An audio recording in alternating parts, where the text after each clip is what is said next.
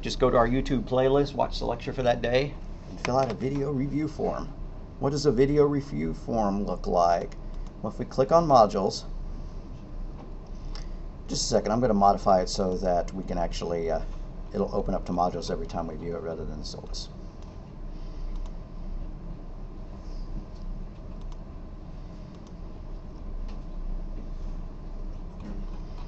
All right, so say you missed Thursday. Over the weekend, you'd want to watch the video and then open up the video review form and fill it out.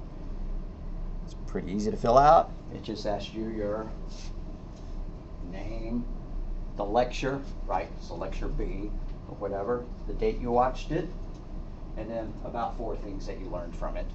So if I've talked for an hour and 10 minutes on it, hopefully you picked up on 4 things that you could fill in there, right? And so you just type that in, upload it, and that's your credit for that day. And 33% of your grade is just basically showing up and submitting things into these drop boxes or watching the videos.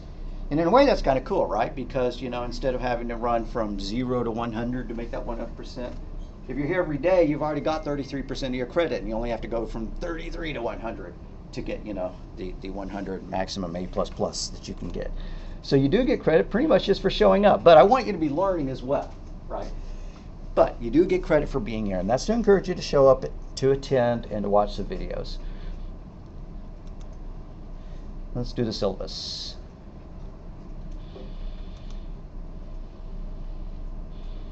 Alrighty, that's the class. This is where we are. It's hybrid, meaning that lectures are recorded and posted on YouTube. Our textbook seems to be missing. Why is our textbook missing?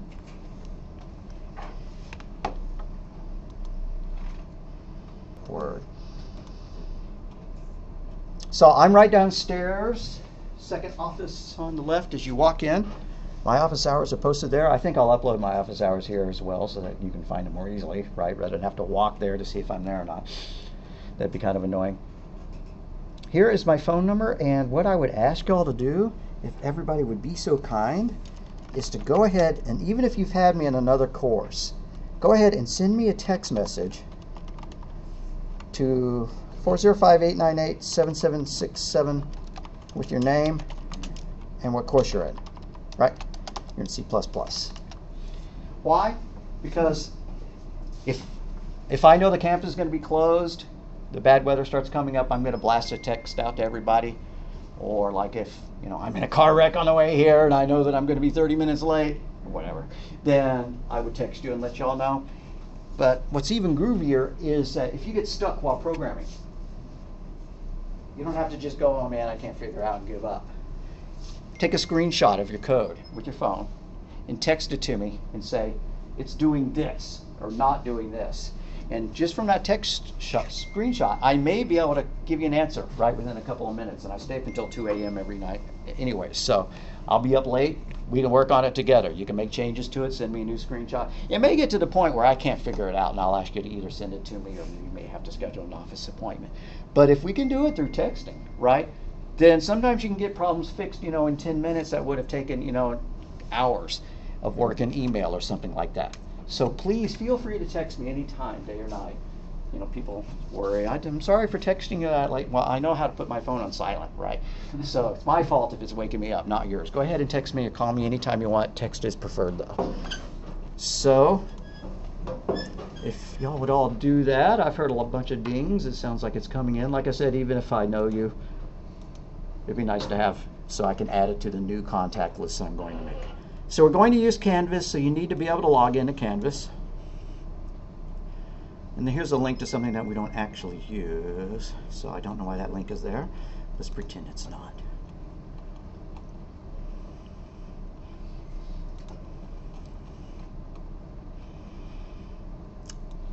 But while we're on that topic, if you needed to do some C++ programming and you could not get up to school to use one of the computers here, and say your laptop got on fire and so you didn't have Visual Studio available to you anymore, you can always look up online C++ compiler and pick one.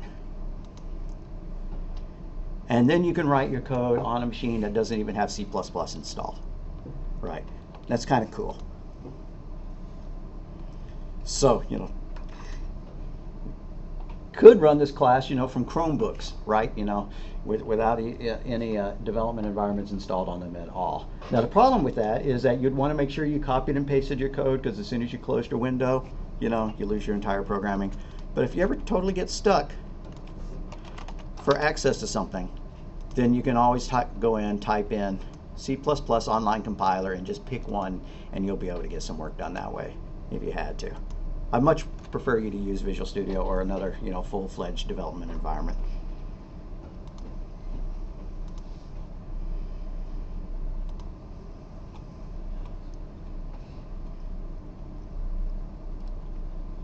So for example, on the exams, I usually let you use Visual Studio while you're taking the exam, but if you were taking it at the library, because you couldn't be here that day, then they don't have Visual Studio installed on the machines in the testing center. But I do put on there whether you're allowed, in the notes to them, that you're allowed to go to this website and use the online C++ compiler. Okay, so to do your homework, you need to have a computer, surprise, capable of accessing the internet and to install a C++ development. Now, on the other hand, you could just come and do all your work on campus. There's a computer lab right over there with 10 computers or so, and they all have Visual Studio installed on them. I'm not sure if the ones at the Learning Resource Center have Visual Studio installed on them or not, but like I said, you could use that online C++ stuff. The grading scale is pretty boring, in as much as an A is 90, a B is an 80, a C is a 70, and so on. I usually don't have to curve the scores, because usually a lot of people make A's, and that's my goal. I will turn in a grade sheet that shows 90% of the class making A's, if that's what y'all earn, right? And then if anybody ever gave me any grief about it, I'd show them the final exam and I'd say, okay, you take this and tell me how easy it was for them to do it, right? So I want y'all to earn good grades. So the material is designed to be at a difficulty level to challenge you, but not to be impossible. So I want everybody to do well in it. And there's one exception. I don't want anybody to do this, but if you're caught plagiarizing or cheating, it's really bad news. What does that mean? It gets reported to the division dean, and it also gets reported to the student education division, and you fail the class. Now, how do you cheat in a class like this? One of the ways that I've seen in the past. Two people open up chat windows and start chatting with each other during an exam. That's kind of lame. Don't do that. I don't get my program done, and so I say, hey, can I take a picture of your, can you just send me your code? I just want to see how you did it. I'm almost done, and no, that's a lie. I haven't done it, right? Haven't done it at all, and I take what you gave me and I upload it, right? Or two people sit down and work on a program together, because they're roommates or whatever. Or you ask your wife ask your husband, you ask your kid to write your program for you, and you upload that. Now, you're not learning anything if you do any of that stuff. The most nebulous one is turning in code that you find on the internet. The internet is your best learning resource, right? So if I need to learn how to create a file in C++, I can go to Google and there'll be, 7,000 pages of examples. That's totally cool.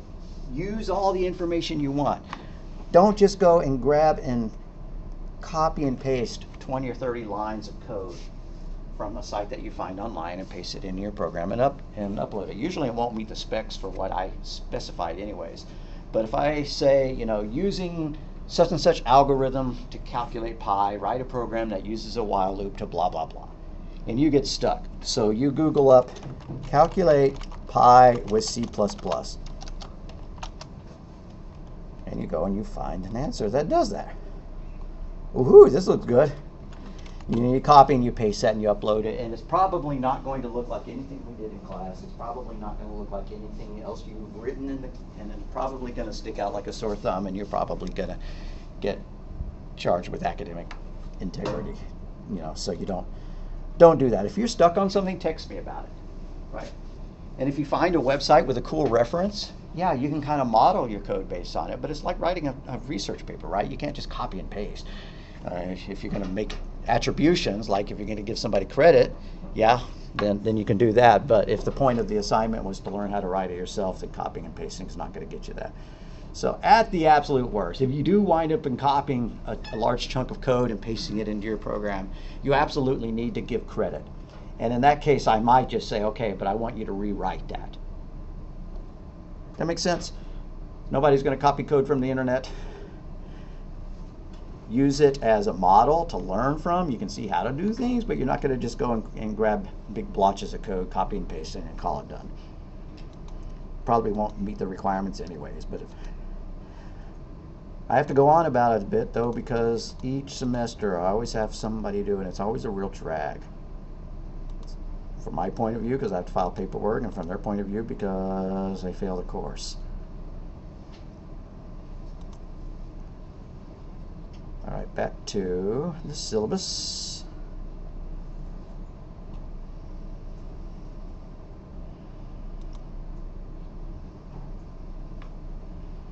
Come on. All right.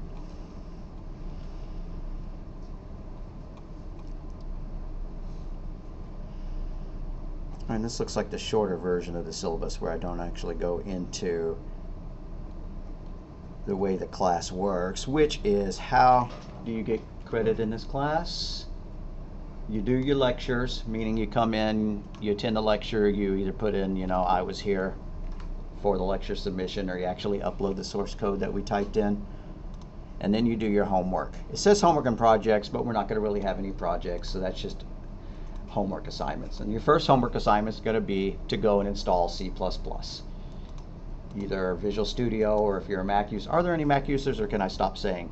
Okay, so you're going to want to get Xcode, and I can help you a little bit with it, but what you're probably going to want to do is just find a YouTube video that shows you my first Xcode C++ program, because once you get that done, then the rest of it's easy. It's just different, right? It's like everything else on the Mac. It behaves differently than Visual Studio, but it works just as well. People make massive amounts of money writing Xcode projects to install on iPads and iPhones and stuff like that. There's absolutely nothing with the platform. And then the exams. Quizzes are rolled up into the exams. The way that this works is each time we end a chapter, like when we're done with chapter 2, I'll post a quiz for it. It'll be 10 or 20 questions long. It's designed to take about 15 minutes of your time. You take the quiz, and then after it gets graded, you go and you look at your score, and then you can take it again. You can take it again. You can take it as many times as you want to get make an A on it. And I had somebody ask, well, why do you do that? It's not much of a test, is it, if you let us retake it? Well, that's the point. It's a learning exercise, right? The quizzes serve, people sometimes ask for a practice exam. I want a practice exam. Well, the quizzes were your practice exam. So if you do well on the quizzes and you know the material that's in the quizzes, then you're probably going to rock the exams as well. Those quizzes are open book, open notes, open Visual Studio, open PowerPoints, open, asking me questions. You do them on your own time at home. We'll probably do the first one in class just, to pat ourselves on the back and make sure that we all know how they work. But past that, you do them on your own time.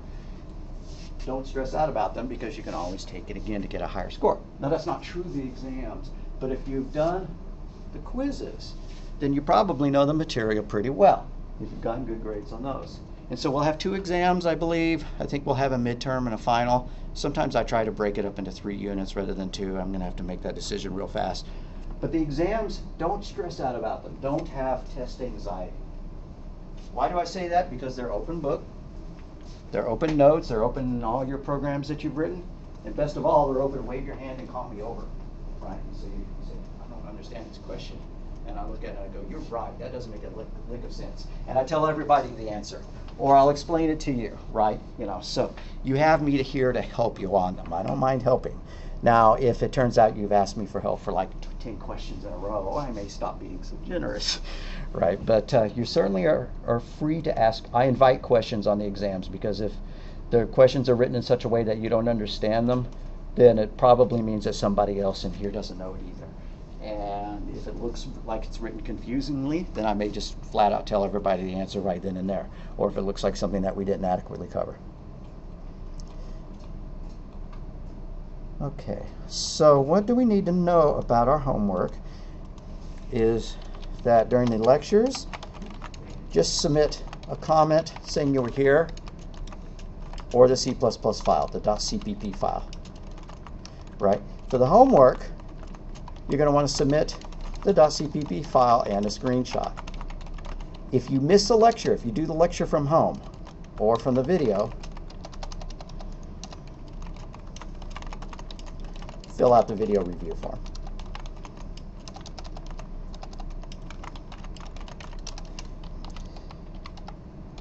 Now, as far as like late, some people don't accept late assignments at all. I'm pretty easy about the late assignments to a small extent, but everything has to be done within 4 weeks of it being assigned, or you're not going to get any credit for it. Now, if you think about it, 4 weeks is a long time, and I really don't want you to wait 4 weeks to turn something in, because if you haven't done that homework, then you're not going to understand the next homework assignment, and they're going to start backing up, right? But 4 weeks, after 4 weeks, absolute no submission of it. Before then, I'll probably give it to you for full credit if it's like only a week late, right? I don't want to encourage people to turn in things slowly, but I know that sometimes people wait and then they come in and they have a question the very date that it was assigned, or it was due last night.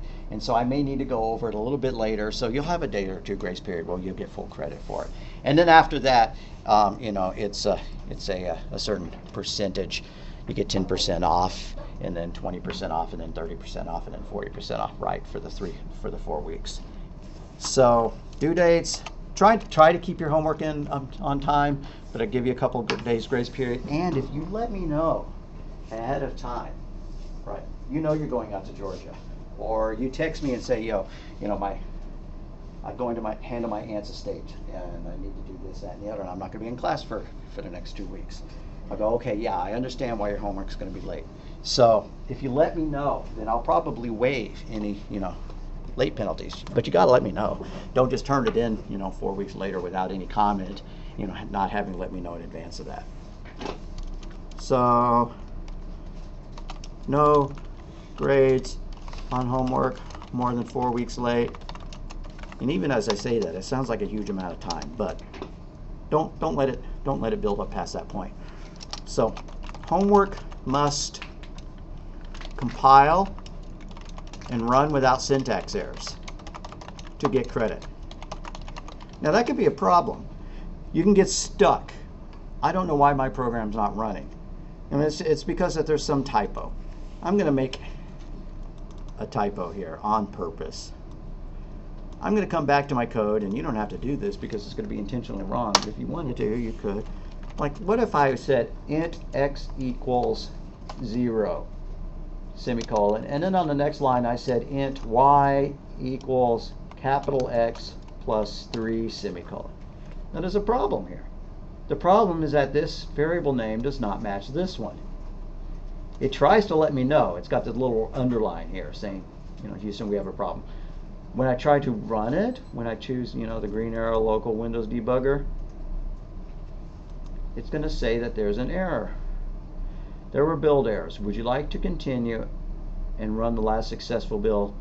For heaven's sake, do not ever choose do not show this again. Somebody did that one time, and I didn't know how to undo it, and what it meant is that any time that they had an error, they didn't get any notification of it, and it would run the last version that didn't have an error, which might be something that they had edited 30 minutes ago, and they're making all these changes to it, and they don't know why it's not running. So never say do not show this again, and also never say yes, I want to run the last version. Choose no and then go and fix the error. Well, how do I fix the error? It shows you an error list down here. X undeclared identifier. X is undefined. Alright, now after a while we're going to know what that means, is that this variable name is wrong. And if we double click on it, it'll take us straight to the line that's the problem, or one line after it. But anyways, if I turned in this program to Professor Thompson, he wouldn't give me credit for it, or he would at most give me partial credit because it's got a syntax error.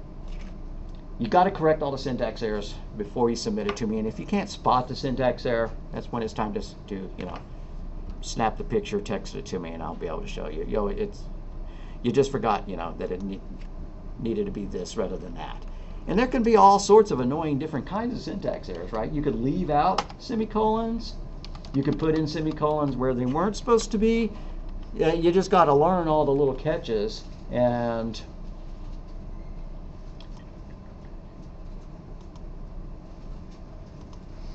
let's see, it's interesting that, did it actually think it built that one correctly? Did I say run past version? Okay, yeah, syntax error, missing a semicolon before identifier system. It's trying to tell me what's wrong. Sometimes the error messages make sense and sometimes they don't. This time it is letting me know that there's a semicolon missing. And it's true. On that line, there should have been a semicolon. All right, so you're going to want to get the code to compile and run without syntax errors. Even if it doesn't work right, it at least needs to run, right? So to get any credit, you need to fix the syntax errors. And if it compiles and runs but doesn't give the right answer, so code that does not compile does not get any credit, right? Code with no screenshots get no credit. Code that compiles but doesn't run perfectly, but doesn't do everything, that's partial credit. That's where you want to be. If it's not going to work, you want to be in this zone, right? Because you want partial credit.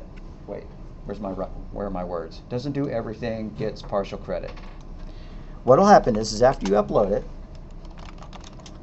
especially if you put that little comment in that comment field that says, it's not opening the file and saving the data or whatever, then what I'll do is I'll put a description of the problem, code is not producing a correctly formatted output file. Please revise and resubmit. And once you do that, then you'll probably get full credit for it. So if you're up against the deadline, right, and this is due, tonight at 11:59, and your program's not done, you can still submit it. Just put a comment in it saying it is not done, and I'm going to give you partial credit, and then you can go and you can finish it. So that's better than not turning it in at all. I would vastly prefer you to upload something that was partly done, get your 25 or your 50% for it, rather than not turn in anything. Because then I can comment upon it, and we can start making, we can figure out what's wrong with it. So let's see. The lectures, the homework, quizzes we've talked about. There'll be a chapter quiz. Probably no quiz for chapter 1 because chapter 1 in every programming class is essentially what is a computer. And we're going to skip chapter 1 and go straight to chapter 2 pretty much. I think we are almost done lecturing for today. But that's the way you accumulate your points. It's from your lectures, your homework,